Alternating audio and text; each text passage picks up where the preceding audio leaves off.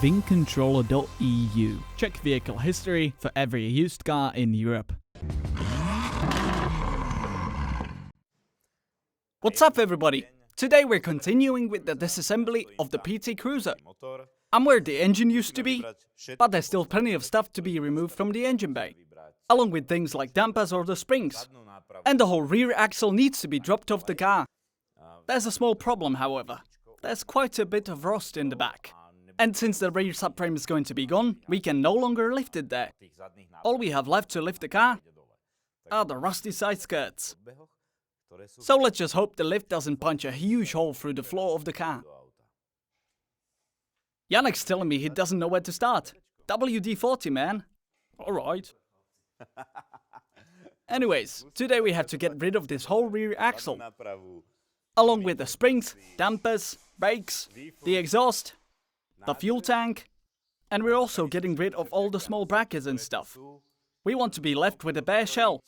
On the front end there's still some brakes to pull off, as well as the steering rack. And then we have to empty out the engine bay. Quite a bit of work left. And once again, the question is, how many bolts are we going to snap today? We're currently at 2. The second bolt snapped right here, on the front subframe.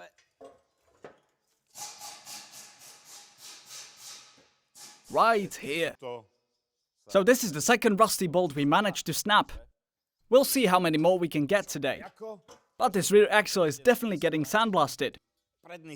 This front sway bar has had quite the rough life. So that's going on our wall as a souvenir.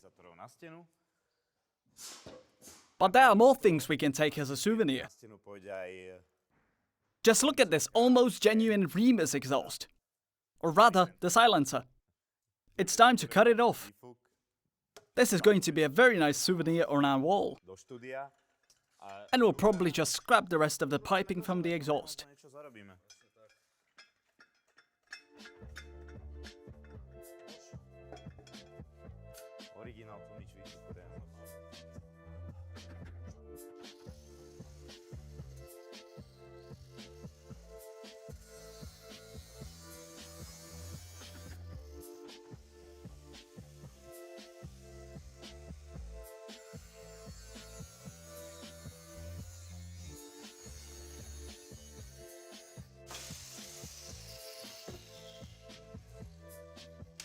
Now we're going to remove the gas tank. I wonder how much fuel's still left in it. It's probably not going to be 50 liters. But, nevertheless, we'll have to see how much comes out. And if any of you want some stale old fuel, probably upwards of 3 years old, just let us know in the comments.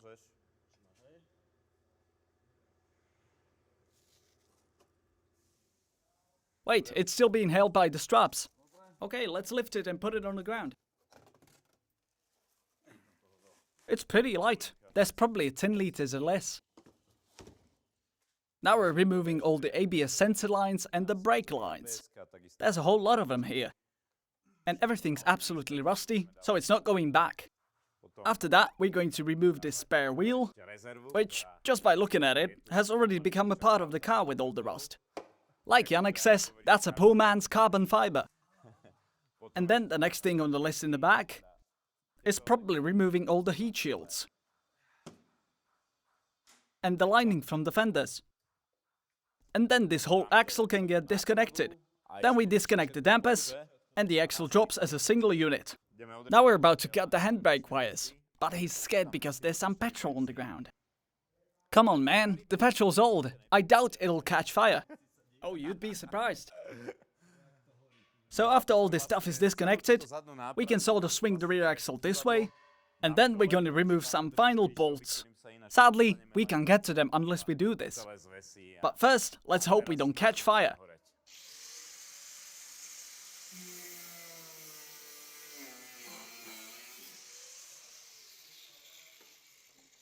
Well, I'm still not in flames.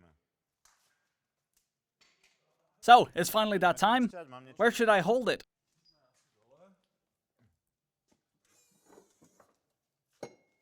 Wait, could you hold it up? I don't know how heavy it is. Oh, not that heavy. Just slowly let it down. As far as it goes.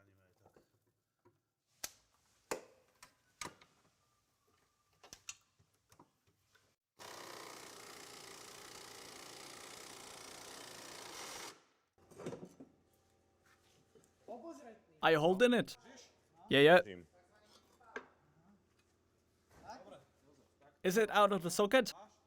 Okay, so we can swing it this way. Okay. Lift it up a bit. Jesus Christ.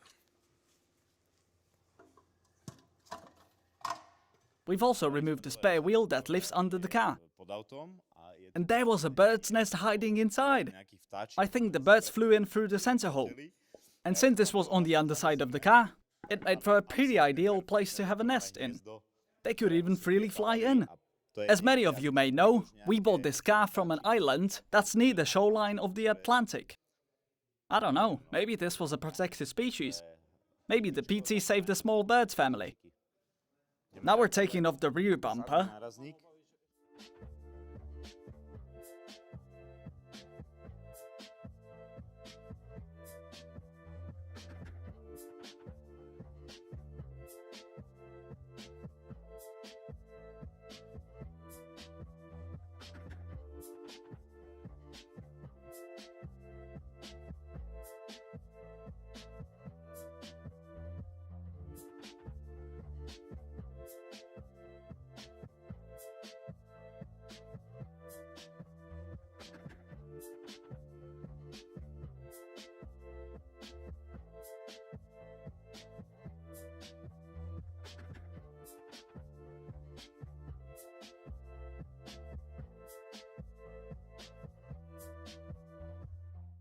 The rear bumper is almost free, but it's still connected by the light bulbs, so removing the lights is the next step.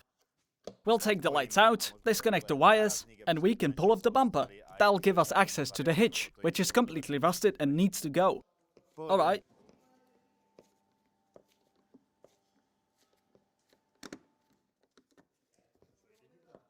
It's coming out. But Yannick, instead of giving me a power tool, gives me a screwdriver. Wait, it's almost out. So that's disconnected. Oh my god, finally! The bumper is off the car.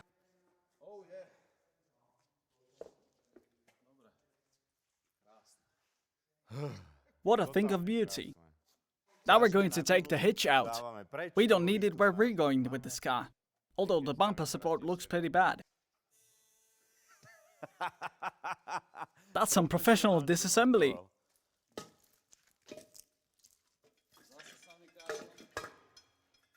Well, this is basically just a pile of rust, but it's still quite heavy.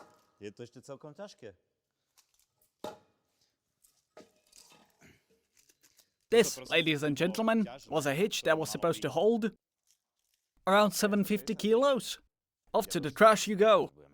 We managed to take the top two bolts out, but these bottom ones, on the other hand, they're completely gone.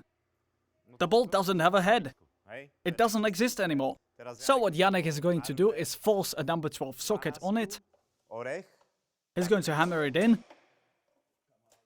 And maybe it works, but maybe not. So that means we'll have to weld a brand new bolt to it. And maybe then it will let go. We'll see about that. I think that's a no. It worked with this one. It's all the way in.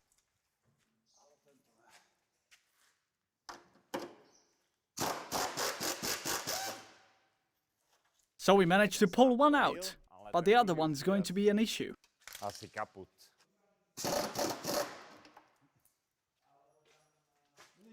It just spins in place.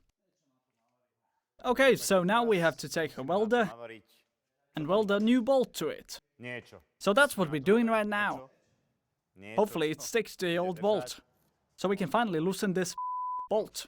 But I'm actually surprised it's going quite smoothly today. So far that's only 2 broken bolts.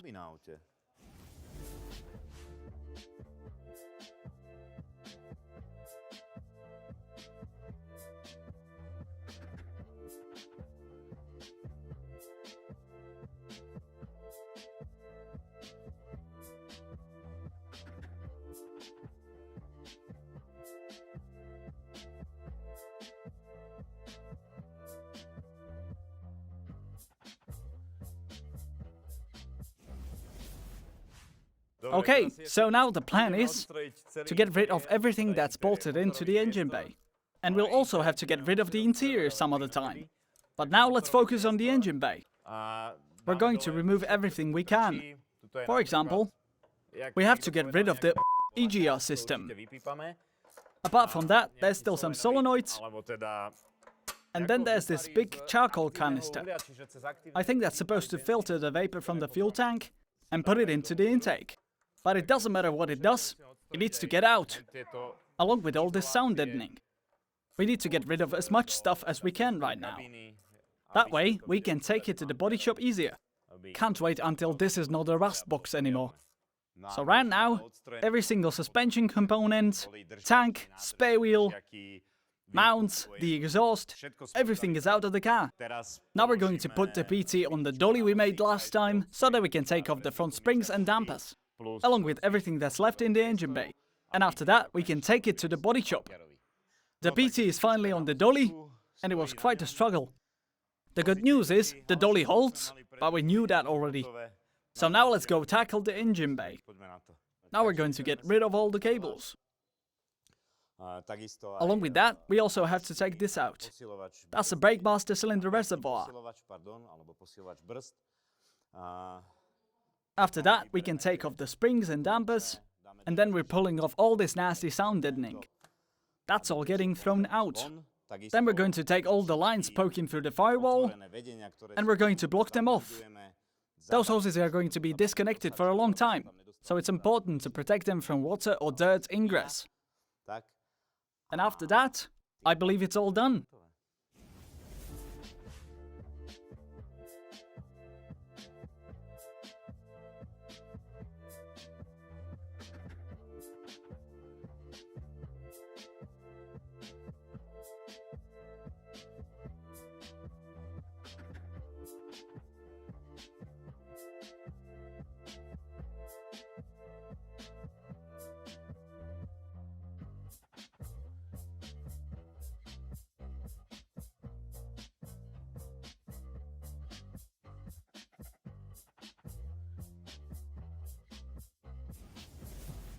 We've successfully pulled off the whole front dampers with the brakes. There was a whole bunch of rusty bolts there. But the question is, are we going to reuse these dampers and continue driving on them and just sandblast this upright so that it doesn't rust anymore? Well, we're definitely replacing the brakes, the whole thing, the discs, the brakes, and we're still leaving the stock springs in, so we can still pass the inspection. Now the question is whether our racing driver is going to survive a lap at the Slovakiaing with these, or whether we should upgrade these. Risho, that's a question for you. You want these or some newer ones? So far we've disassembled all the wiring, along with the fuse box. So this is all the wiring that was in the engine bay. There was also this mysterious blue cable, and it was wired all the way to the brake pedal. So we just snipped it off. I believe that wire was part of the aftermarket hitch system, but this all is quite useless, so it's all going to trash. So, we're finally at the end. The guys in the back are still struggling with some small parts, but almost everything is done already. It took 2 people 1.5 days. Well, one experienced mechanic and me, so that's 1.5 people. And we've taken off, okay, 1.25 of a person. They're screaming from the back. Come on guys, am I not worth half a person? Now, if you look here, there's a whole lot of stuff that's going straight into the trash. Most of it needs to be replaced for new parts. The spare wheel is definitely getting off. None of the modern cars have them. We still have to save the bumper, because we still need to 3D scan it from the inside. We need all the mounting locations since we're making a new one. For now we're keeping those springs, and a lot of stuff is going to get refurbished. Like the steering rack, for example. It definitely doesn't look too good. We also have to get brand new headlights. These ones are terrible. One of them is even broken. We also need to buy a whole lot of small stuff, like the small bumper caps or the small reflectors, also that we can still pass the inspection. This car still needs to go through a lot of bureaucracy. We'll probably have to fabricate a brand new exhaust, because the one that was there is basically gone. It's a really bad exhaust system. Anyways, there's a whole lot of stuff. Now we're going to push the car onto a trailer, or rather, let's do it tomorrow, because I'm dead today. The PT's next step is the body shop, where the rust will get remedied. And in the meantime, we're going to take a look at the engine. It has to get disassembled, because even though it runs, there's a lot of loose smoke. See you in the next one.